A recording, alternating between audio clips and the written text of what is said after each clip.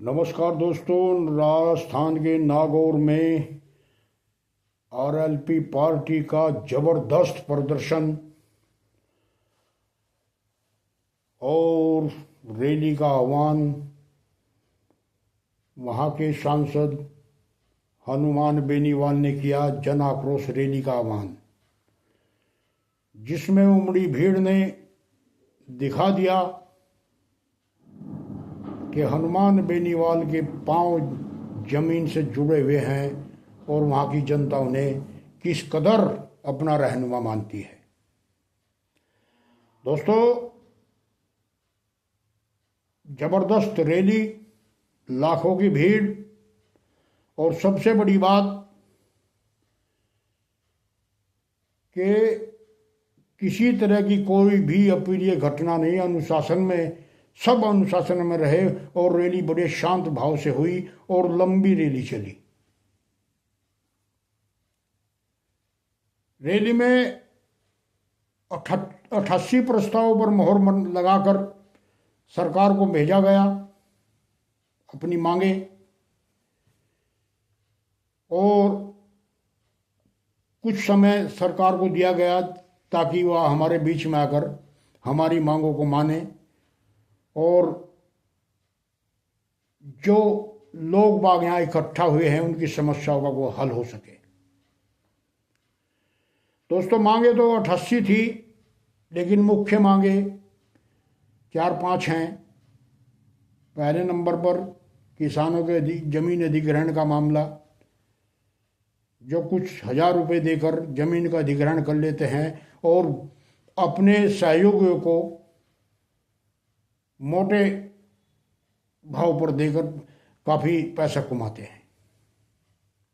दूसरी, एसआई भर्ती के मामले में नौजवानों का जो पिछले महीने प्रदर्शन हुआ था जयपुर में,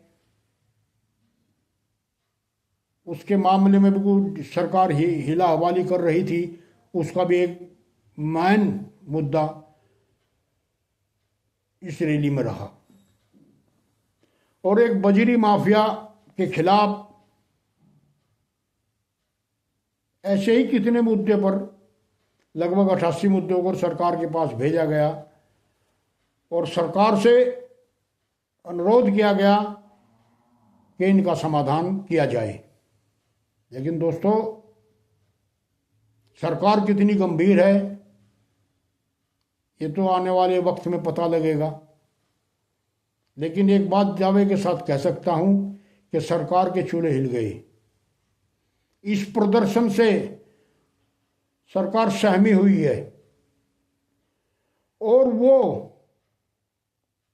समस्याओं का समाधान करे या ना करे, लेकिन हनुमान बेनीवाल के पीछे वो पड़ जाएगी और कैसे हनुमान बेनीवाल को फ्लॉप किया जाए इस बारे में वो काम कार्य जरूर करेगी। विपक्षी पार्टी कांग्रेस बड़े गौर से देख रहे थे कि रैली अगर फ्लॉप हो जाए तो तुम्हारी जमीन बची के रह जाएगी। लेकिन हुआ उसका उल्टा और रैली जबरदस्त महारैली हो गई और कांग्रेस को लगने लगा कि आपके कुछ नेता आरएलपी पार्टी में जा सकते हैं।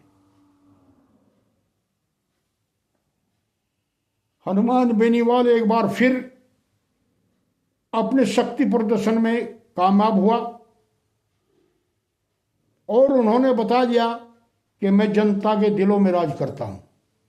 ये वास्तविकता है कि राजस्थान में जितनी लोकप्रियता हनुमान बेनीवाल की है, अन्य किसी नेता की नहीं है। मां विजयराजे सिंधिया, अशोक गहलोत, वर्तमान मुख्यमंत्री, बड़े बड़े लीडर, लेकिन हनुमान के कंधे से नीचे ही है, हनुमान के कंधे के बराबर नहीं है। ऐसा क्यों है? क्योंकि ये लोग सत्ता का सुख पाकर जनता के में जो वादे किए थे उन्हें भूल गए और हनुमान बेनीवाल एक सांसद होते हुए भी जनता के बीच में रहता है, अपनी हर सुख और आराम को छोड़कर जनता के बीच में 3 महीने से जयपुर में धरने पर है। इसकी यही वजह है कि जनता का जुड़ाव धीरे धीरे हनुमान बेनीवाल की ओर जुड़ता चला गया और ऐसा समुद्र बन गया कि जिसकी कोई अथा नहीं। विरोधी हर पार्टी के होते हैं और वे चाहते हैं कि पार्टी कमजोर हो, लेकिन जिस तरह से हनुमान बेनीवाल जी जन सहयोग लेकर लोगों की समस्याओं का समाधान कराकर आगे बढ़ रहे हैं, उससे लगता है कि हनुमान बेनीवाल अब रुकने वाला नहीं है। ठीक उसी सभा में कनिका बेनीवाल, जो हनुमान बेनीवाल की पत्नी है, शायद पत्नी है, उन्होंने वो बातें कही जिसे राजस्थान, हरियाणा और उत्तर प्रदेश में जाट बहुल क्षेत्र में कहा जाता है कि लठ गाड़ दिया। कुछ चंद बातें ऐसे कही कि सबको हिला कर रख दिया। और जहां खिसावर विधानसभा से जहां हारी थी, उन लोगों को एहसास दिला दिया कि हमसे भूल हुई और आगे ऐसी भूल शायद ही हो। बहुत अच्छी बात उन्होंने कही और काफ़ी लोगों ने, काफ़ी नेताओं ने अच्छे भाषा का प्रयोग, अच्छी बातें कही, जिससे समाज में एक अच्छा मैसेज जाता है। दोस्तों, मैंने कहा था कि सरकारें जब झुकती हैं जब प्रदर्शन जबरदस्त हो। तो दोस्तों, प्रदर्शन बहुत जबरदस्त रहा, सभा बहुत जबरदस्त हुई, इसलिए सरकार में खलबली है। और देखते हैं सरकार के सामने जो भी मांगे रखी गई हैं वे कितनी पूरी करते हैं या मुकरती है। लेकिन याद रखना दोस्तों, अगर सरकार बार बार मुकरती रही अपने वादों से, तो हनुमान बेनीवाल को रोकना असंभव है, बिल्कुल असंभव। हनुमान बेनीवाल जनता के दिलों में इस कदर घुस गया कि वो वहां से निकलने का कोई जुगाड़ है ही नहीं। इसलिए सरकार के ऊपर निर्भर है, डिपेंड है। देखते हैं कल तक सरकारें क्या करती हैं, लोगों का समाधान करती हैं या हनुमान बेनीवाल के पीछे पड़ेंगी। इसलिए हनुमान बेनीवाल ने जो कहा था वो किया, सराहनीय कदम है उनका। और